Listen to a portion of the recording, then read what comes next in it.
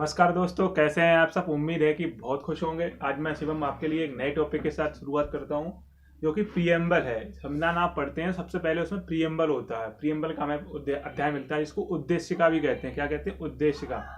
Preamble को हिंदी में कहते हैं प्रस्तावना। संविधान की शुरुआती प्रस्तावना से होती है। तो हम जानेंगे प्रस्तावना है क्या। आखिर जब इतने अनुच्छेद सब कुछ बना दिया तो उसका निचोड़ एक प्रस्तावना में रख दिया, ये सब है।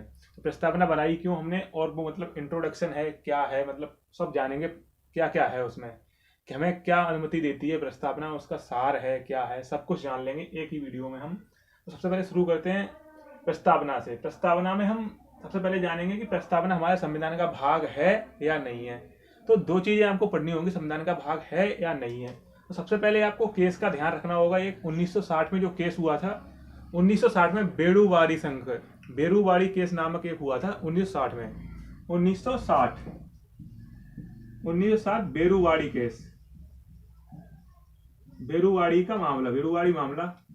इसमें क्या हुआ कि जो हमारी प्रस्तावना है, जो हम भारत के लोग, भारत को ये प्रस्तावना है, तो वो प्रस्तावना हमारी संविधान का भाग है या नहीं है। तो इसमें हमारा फैसला आया कि प्रस्तावना जो हमारे संविधान का भाग नहीं है। प्रस्तावना हमारे संविधान का भाग नहीं है। किसमें बोला गया? 1960 बेरूवाड़ी केस में, 1960 बेरूवाड़ी केस में। लेकिन उसके बाद ही जब बहुत सारे आगे बढ़ा समय के साथ, एक दूसरा केस आया 1973, जो सबसे बड़ा केस आज तक हुआ है। मतलब 13 लोगों की बेंच का, मतलब बहुत बड़ा केस था। उसमें बहुत सारी चीजें हुई। तो एक महत्वपूर्ण चीज ये हुई कि 1973 केशवानंद भारती, केशवानंद भारती, केशवानंद भारती केस, केशवानंद भारती केस के बारे में आपको बता दें कि 1973 में हुआ था। और इसी में हमें बताया गया कि वो प्रस्तावना है हमारी, वो संविधान का भाग है। क्या है? संविधान का भाग है। अगर कोई प्रस्तावना को मतलब नहीं भाग मानेगा तो वो दिक्कत हो जाएगी, क्योंकि वो सर्वोच्च न्यायालय ने हमारा ऑर्डर पास कर दिया कि भैया संविधान का भाग क्या है, प्रस्तावना है। कब किया? केशवानंद भारती केस में 1973। ये बात आपको याद मतलब हो गई होगी।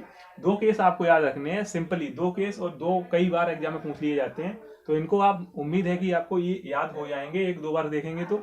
उसके बाद चलते हैं प्रस्तावना की तरफ। प्रस्तावना की तरफ चलते हैं हम लोग। तो प्रस्तावना में सबसे पहला शब्द है हमारा कि हम भारत के लोग। ये फर्स्ट लाइन में आता है, हम भारत के लोग। तो प्रस्तावना में हमें साफ साफ इससे पता चलता है कि प्रस्तावना में जो हमारा संविधान है, उसकी शक्ति लोगों में निहित है। मतलब लोग का मतलब जनता में निहित है। जनता, हम सब लोग जनता हैं, जनता ही संप्रभु है। तो जनता में क्या है? निहित है। ऐसा प्रस्तावना में सबसे पहले ही बोल दिया है। क्योंकि प्रस्तावना हमारा क्या है? पूरे संविधान का सार है, फीलिंग है, मतलब भावना है, भावना है पूरी तरीके से। तो हम भारत के लोग क्या हैं?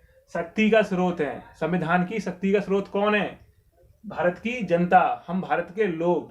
ये बात आपको निश्चित समझ में आ गई होगी। उसके बाद हम चलते हैं प्रस्तावना की प्रकृति। प्रकृति में क्या क्या दिया हुआ है? प्रकृति, प्रस्तावना में एक शब्द है संपूर्ण प्रभुत्व संपन्न।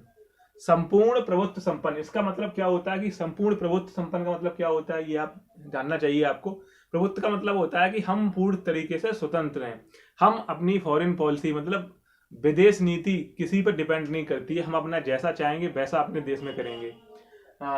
और किसी देश से संबंध बनाने हैं, किससे बिगाड़ने हैं, किससे नहीं बिगाड़ने हैं, वो हमको अपने तरीके से स्वतंत्र निर्णय के लिए जाने जाएंगे। तो हम क्या बोलेंगे? प्रभुत्व संपन्न। हम बिल्कुल स्वतंत्र होंगे अपने निर्णय लेने के लिए।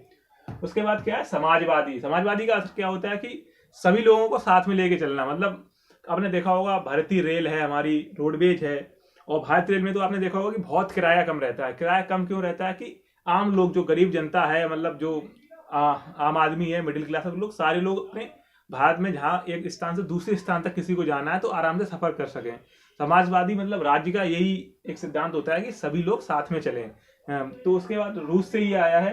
तो समाजवादी में मतलब रेल का किराया इतना कम होता है कि सभी लोग, क्योंकि बड़े आदमी, मतलब बड़े एलिट क्लास तो अपनी गाड़ी से चले जाएंगे या किसी प्लेन से चले जाएंगे, उनका किराया महंगा होता है, वो हमारे अफोर्डेबल की बात नहीं है। लेकिन हमारी जो ट्रेन है वो समाजवादी भारत है, इसका एक जीता जाता है एग्जाम्पल है। उसके बाद पंथ निरपेक्ष, मतलब कि कोई हमारे स्टेट का कोई भी पंथ नहीं है, कोई भी धर्म नहीं है। धर्म निरपेक्ष हम इसकी जगह पे कर सकते थे, लेकिन वो नेगेटिव सेंस में जाता है। तो पंथ निरपेक्ष हमने अपनाया कि हमारे देश का कोई, हमारे मतलब देश का क्या मतलब, नागरिक अपना जो चाहे उस तरीके से अपनी पूजा अर्चना, किसी भी तरीके का कोई भी उसका अलग अलग से है वो भी उसका स्वीकार किया जाएगा। ये नहीं है कि हिंदू धर्म में है तो हिंदू धर्म का माना जाएगा, नहीं, सारे धर्मों को बराबर यहाँ पर इज्जत मिली है। लेकिन स्टेट का कोई धर्म नहीं है। कोई व्यक्ति अगर सरकारी कामकाज में या किसी सरकारी ओहदे पर है तो उसका कोई धर्म नहीं होगा, उसका धर्म से कोई संबंधित नहीं होगा। उसके बाद लोकतंत्र के बारे में आप जानते ही होंगे। क्लास 7th में आपने अब्राहम लिंकन का चैप्टर तो पढ़ा ही होगा। उसमें आपको लोकतंत्र की परिभाषा भी दी हुई है कि भाई अब्राहम लिंकन वाली, जिसमें कि है जनता की शक्ति लोगों में निहित है, मतलब उसका democracy for the people by the people, और फॉर द पीपल मतलब कि जनता का शासन जनता के लिए और जनता पर निर्भर करता है। क्या अब्राहम लिंकन ने बोला था, जनता का शासन जनता के लिए है। उसके बाद आता है गणराज्य। गणराज्य का मतलब सिंपल आप एक बार समझ लीजिए, जो देश का हेड होगा, कॉन्स्टिट्यूशनल हेड मतलब संवैधानिक प्रमुख होगा, वो चुना जाएगा किसी भी विधि के द्वारा, अप्रत्यक्ष या प्रत्यक्ष रूप से चुना ही जाएगा। जैसे कि हमारे भारत में जो संवैधानिक हेड है मतलब संवैधानिक मुखिया है, वो हमारा अप्रत्यक्ष वोट से मतलब चुना जाता है, अप्रत्यक्ष रूप से चुना जाता है। लेकिन इंग्लैंड में ऐसा नहीं है, उनकी रानी जो है वंशानुगत चलती है, तो वहां पर मोनार्की है। हमारे यहाँ क्या है, गणतंत्र, तो उसको क्या बोलते हैं, गणतंत्र, जो कि किसी निर्वाचन प्रक्रिया से गुजरता है देश का संवैधानिक हेड, तो क्या होता है, गणराज्य बन जाता है अपना देश। उसके बाद चलते हैं, संविधान में कुछ उद्देश्य दिए हुए हैं। संविधान की प्रस्तावना में कुछ उद्देश्य है। प्रस्तावना बहुत ही इंपॉर्टेंट है, इसको आप ठीक से पढ़ना होगा, क्योंकि आप ठीक से नहीं पढ़ेंगे तो आपको ये समझ में नहीं आएगी। कई बार ये प्रश्न पूछ लेता है कि हमारी प्रस्तावना में कितने प्रकार के न्याय दिए हुए हैं, तो आपको 3 प्रकार के न्याय याद रखने होंगे, सामाजिक, आर्थिक और राजनीतिक। 3 प्रकार के न्याय याद रखने हैं। ऐसा नहीं है कि चौथा भी कोई अगर आपको डाल ले तो आप जरूर से जरूर छांट लेंगे। अगर आपको ये 3 याद होंगे तो चौथा कोई अलग कहीं से डालेगा ऑप्शन तो आप तुरंत खारिज कर देंगे, भैया ये नहीं है, हमने 3 पढ़े हैं, सर ने 3 बनाए हैं, सामाजिक, आर्थिक, राजनीतिक, हमको यही पता है, और 3 प्रकार के न्याय ये आपको याद हो गए होंगे। तो उसके बाद चलते हैं उद्देश्य में। 5 प्रकार की स्वतंत्रता है, स्वतंत्रता दी हुई है। क्या 5 प्रकार की? 5 प्रकार की कौन कौन सी है? विचार मतलब विचार, थिंक, हमें क्या सोचना है वो सबकी स्वतंत्रता है। विचार, विश्वास मतलब किस चीज पर हम विश्वास करते हैं, हमारा क्या पंथ है क्या नहीं है, हमारे विश्वास इसमें है, वो हमारे स्वतंत्र हैं एकदम। विचार, विश्वास, अभिव्यक्ति, धर्म और उपासना, इन 5 चीज स्वतंत्र है। कितनी? 5 प्रकार स्वतंत्र। कितने प्रकार की? साफ आपको ये वनडे एग्जाम चाहे रेलवे का ग्रुप डी का हो और पीसीएस लेवल तक का सवाल यहाँ से बन जाता है। ये आपको ध्यान से पढ़ना है, क्योंकि कितने प्रकार स्वतंत्रता है? 5 प्रकार की। कितने प्रकार के न्याय? 3 प्रकार के। तो 3 और 5 ये संख्या आपको याद रखनी होगी। न्याय कितने प्रकार के? 3 प्रकार के।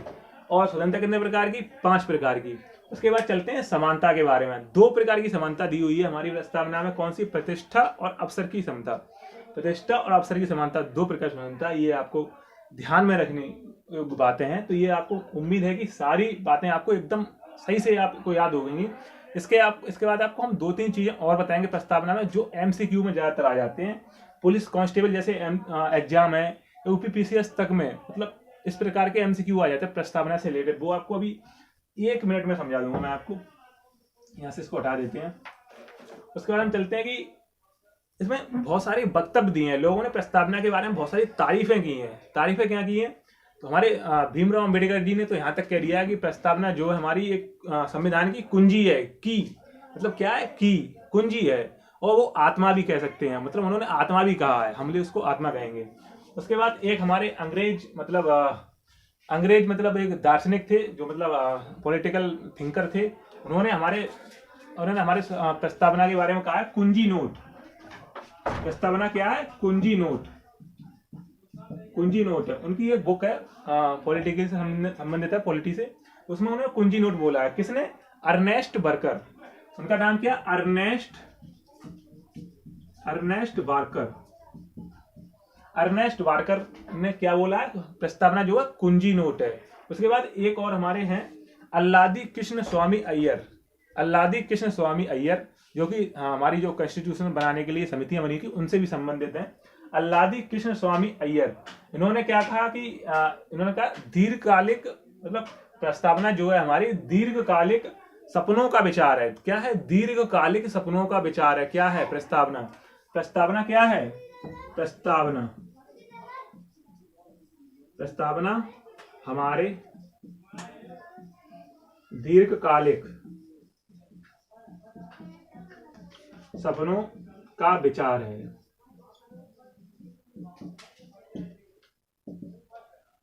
प्रस्तावना हमारे दीर्घकालिक सपनों का विचार किसने कहा? अल्लादी कृष्ण स्वामी अय्यर। इनका नाम आपको एकदम याद कर लीजिए, एकदम अपनी जुबान पर रख लीजिए, ये आपको याद होना चाहिए, क्योंकि आपसे पूछ लेगा प्रस्तावना के बारे में ऐसा वक्तव्य किसने कहा है, प्रस्तावना हमारे दीर्घकालिक सपनों का विचार है, निम्नलिखित में से किसने कहा है, ऐसा आपको क्वेश्चन दे देगा। उसमें 4-5 नाम दे देगा, अल्लादी कृष्ण स्वामी अय्यर, डी खेतान साहब और के.एम. मुंशी साहब और भीमराव अम्बेडकर साहब, ये 4-5 नाम दे देगा, आप कंफ्यूज हो जाएंगे। अगर आपको याद रहेगा तो आप कंफ्यूज नहीं होंगे। अल्लादी कृष्ण स्वामी अय्यर, इनका नाम आपको एकदम सही से याद करना होगा। एक और महत्वपूर्ण बात कही गई है, परिचय पत्र। प्रस्तावना हमारे संविधान का परिचय पत्र है। प्रस्तावना हमारे संविधान का क्या है? परिचय पत्र। ये मैं लिखूंगा नहीं, आप लोग ऐसे ही याद करिए। प्रस्तावना हमारे संविधान का परिचय पत्र। किसने कहा है? M.N. पालकीवाला। किसने? पालकीवाला साहब हैं, मतलब एक कॉन्स्टिट्यूशन में रहे हमारे। तो M.N. पालकीवाला ने क्या कहा है? प्रस्तावना हमारे संविधान का क्या है? परिचय पत्र है। परिचय पत्र। प्रस्तावना हमारे संविधान का परिचय पत्र किसने कहा? पालकीवाला ने। तो ये उम्मीद है कि ये बातें आपको समझ में आ गई होंगी। इसके बाद 1-2 बात और है जो आपको एकदम याद करनी होगी कि हमारी प्रस्तावना में 2 शब्दों का जिक्र बिल्कुल नहीं हुआ है। 2 शब्द आपको याद रखने होंगे कि संघ, ये शब्द प्रस्तावना में बिल्कुल जिक्र नहीं हुआ है। एक मताधिकार, जबकि हमारे संविधान में इन दोनों की चर्चा है, लेकिन प्रस्तावना में इस चीज की चर्चा बिल्कुल नहीं है। किस की? तो ये 2 शब्द आप याद रखिएगा। कहीं भी एमसीक्यू में किसी भी प्रकार कोई भी सवाल बना सकती है पीसीएस, हमारे जो इलाहाबाद का बोर्ड है, और बिहार बीपीएससी वगैरह कहीं से भी प्रश्न बन सकता है। तो संघ और मताधिकार हमारी प्रस्तावना में बिल्कुल चर्चा नहीं किया। इसको आप बिल्कुल एकदम सही से याद कर लीजिएगा। उसके बाद आपको एक बात और याद रखनी होगी प्रस्तावना में कि इसमें संविधान में इसमें संशोधन हुआ है या नहीं। तो सिर्फ एक बार संशोधन हुआ है। कितनी बार? एक बार। प्रस्तावना में कितनी संशोधन हुआ है? एक बार। कौन सा संशोधन? 42वां संविधान संशोधन। कौन सा? 42वां संविधान संशोधन। 42 संविधान संशोधन, कॉन्स्टिट्यूशनल अमेंडमेंट एक्ट 1976 कब हुआ? 1976 में 42वां संविधान संशोधन हुआ। उसमें प्रस्तावना में क्या किया गया? संशोधन किया गया। तो ये 42वां संविधान संशोधन है। इसको मिनी कॉन्स्टिट्यूशन भी कहा जाता है। क्या कहा जाता है? मिनी संविधान, मिनी संविधान भी कहा जाता है इसको। 42वें संविधान संशोधन, क्योंकि तो बहुत सारी चीजें बदल गई एकदम। और ये हुआ था इंदिरा गांधी जी के समय। तो 42वें समय में 3 शब्द जोड़े गए प्रस्तावना में। 3 शब्द प्रस्तावना में जोड़े गए। एक तो मैंने ये आपको पढ़ाया, समाजवादी। और दूसरा कौन सा जोड़ा गया? पंथ निरपेक्ष। 3 शब्द जोड़े गए। पहला कौन सा जोड़ा गया? समाजवादी, पंथ निरपेक्ष और अखंडता। 42वें संविधान संशोधन द्वारा 42वें संविधान संशोधन में कितने शब्द जोड़े गए? 3 शब्द। 3 शब्द कौन कौन से हैं? समाजवादी, पंथ निरपेक्ष और अखंडता। 3 शब्द 42वें संविधान संशोधन में जोड़े गए। ये आपको ठीक से याद कर लेना चाहिए, और आपने उम्मीद है कि कर लिए होंगे। और ये संविधान संशोधन इंदिरा गांधी के समय हुआ था। तो आपको उम्मीद है कि आपको ये 5 प्रकार स्वतंत्रता, 3 प्रकार के न्याय, कैसी प्रकृति हमारी प्रस्तावना की, भारत की उसकी संविधान की शक्ति किसमें निहित है, और मैंने जहां तक जितने एमसीक्यू बन सकते हैं वो मैंने आपको करा दिया है। फिर भी अगर आपको लगता है कोई इन्फॉर्मेशन छूट रही है तो आप कमेंट बॉक्स में टाइप कीजिएगा, इंतजार रहेगा आपके कमेंट का। और अगर आपको वीडियो अच्छी लग रही है तो आप इस वीडियो को लाइक कीजिएगा और चैनल को सब्सक्राइब कीजिएगा, और अपने साथियों में इसको शेयर कर दीजिएगा। तब तक के लिए जय Hind. Thank you for watching.